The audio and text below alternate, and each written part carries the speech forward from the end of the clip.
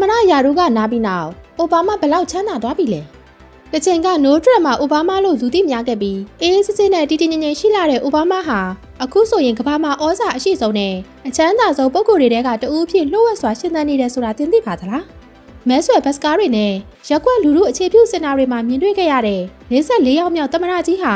အခုဆိုရင်ကိုပိုင်ဂျဲလီရင်တွေနဲ့ကဘာပတ်နေပြီးဒေါ်လာသန်းပေါင်းများစွာတန်းတဲ့စီးပွားရေးလုပ်ငန်းတွေကိုချုပ်ကိုင်ထားပါတယ်။1962ခုနှစ်ဩဂတ်စ်လ4ရက်နေ့မှာဟာဝိုင်ယန်ပြည်နယ်ဟိုနိုလူလူမြို့မှာအိုဘားမားကိုမွေးဖွားခဲ့ပါတယ်။သူရဲ့ဖခင်ကကင်ညာနိုင်ငံသားဖြစ်ပြီးမိခင်ကတော့ကန်ဆတ်ပြည်နယ်ကလူဖြူအမျိုးသမီးတဦးပါ။ငယ်ဘဝမှာယဉ်ကျေးမှုပေါင်းစုံဝိသေသပေါင်းစုံကြားမှာကြီးပြင်းခဲ့ရပြီးသူ့ရဲ့ပညာရေးခရီးလမ်းဟာဟာဗတ်ဥပဒေကျောင်း Harvard Law School အရောက်မှာတော့တဆက်ဆက်တောက်ပလာခဲ့ပါတယ်။သူဟာနာမည်ကျော် Harvard Law Review ရဲ့ပထမဆုံး African American သမ္မတဖြစ်လာခဲ့ပြီးထက်မြက်တဲ့ဉာဏ်ရည်နဲ့စကားပြောဆွဲရည်ကြောင်းလူအများကြားမှာထင်ရှားလာခဲ့ပါတယ်။1992ခုနှစ်မှာတော့အိုဘားမားဟာချီကာဂိုကထက်မြက်တဲ့ရှေ့နေမလေးမီရှဲရိုဘင်ဆင်နဲ့လက်ထပ်ခဲ့ပါတယ်။မီရှဲဟာအိုဘားမားအတွက်ဇနီးသက်တယောက်တည်းမဟုတ်ပဲနိုင်ငံရေးနဲ့ယဉ်ကျေးမှုဆိုင်ရာအင်အားစုကြီးတစ်ခုဖြစ်ခဲ့ပါတယ်။သူတို့ဇနီးမောင်နှံဟာသမီးနှစ်ယောက်ဖြစ်တဲ့မာရီယာနဲ့ဆာရှာတို့ကိုကဘားလယ်မှာတင့်တယ်အောင်ပြုစုပြောထောင်ရင်းနဲ့ပဲ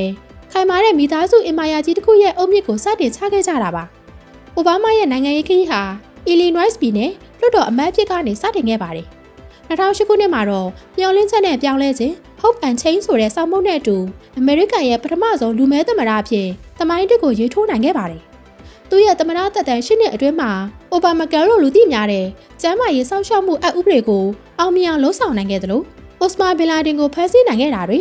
ပါရီယာတီဥတုသဘောတူညီချက်တွေနဲ့အမေရိကန်ရဲ့ခေါင်းဆောင်မှုကဏ္ဍကိုမြင့်တင်ပေးခဲ့ပါတယ်။သမ္မတသက်တမ်းကုန်ဆုံးပြီးနောက်မှာအိုဘားမားတို့ဇနီးမောင်နှံဟာအနားယူမနေခဲ့ပါဘူး။သူတို့ဟာ Higher Ground Production ဆိုတဲ့ရုပ်ရှင်ထုတ်လုပ်ရေးကုမ္ပဏီကိုတည်ထောင်ပြီး Netflix နဲ့ဒေါ်လာ50ကျော်တန်တဲ့စာချုပ်ကိုချုပ်ဆိုခဲ့ပါတယ်။သူတို့ရဲ့ပထမဆုံးမှတ်တမ်းတင်ရုပ်ရှင် American Factory ဟာ Oscar ဆုတောင်ရရှိခဲ့ပါတယ်။ဒါအပြင်မီရှဲရဲ့ကိုရီးယားထုတ်ပတိစာအုပ် Becoming ဟာအုပ်ရည်10 သန်းကျော်ရောင်းချခဲ့ရပြီးစံချိန်တင်ဝင်ငွေတွေရရှိစေခဲ့ပါတယ်။လက်ရှိမှာအိုဘားမားတို့ဟာဝါရှင်တန် DC ကဒေါ်လာ8 သန်းကျော်တန်တဲ့ဇိမ်ခံအိမ်ကြီးမှာနေထိုင်နေသလိုမာသာစ်ဗန်နီးယားမှာလည်းဒေါ်လာ17.8 သန်းတန်နဲ့ပင်လယ်အော်အနီးကအင်ဂျင်တစ်လုံးကိုပိုင်ဆိုင်ထားပါတယ်။သူတို့ရဲ့အိမ်ချမ်းမြေပိုင်ဆိုင်မှုစုစုပေါင်းဟာဒေါ်လာ25 သန်းကျော်ရှိပါတယ်။သူကကမ္ဘာထိပ်သီးဘီလီယံနာတွေဖြစ်တဲ့ Richard Branson တို့လိုပုဂ္ဂိုလ်တွေနဲ့အတူအားလပ်ရက်တွေကိုကုံဆုံးလေးရှိပြီးသမ္မတဟောင်းတယောက်ရဲ့ဂုဏ်သိက္ခာနဲ့အတူအစိမ့်မြင့်တဲ့လူနေမှုပုံစံကိုပိုင်ဆိုင်ထားတာပါ။နောက်ကွယ်မှာတော့အိုဘားမားဟာဤပညာလုပ်ငန်းတွေ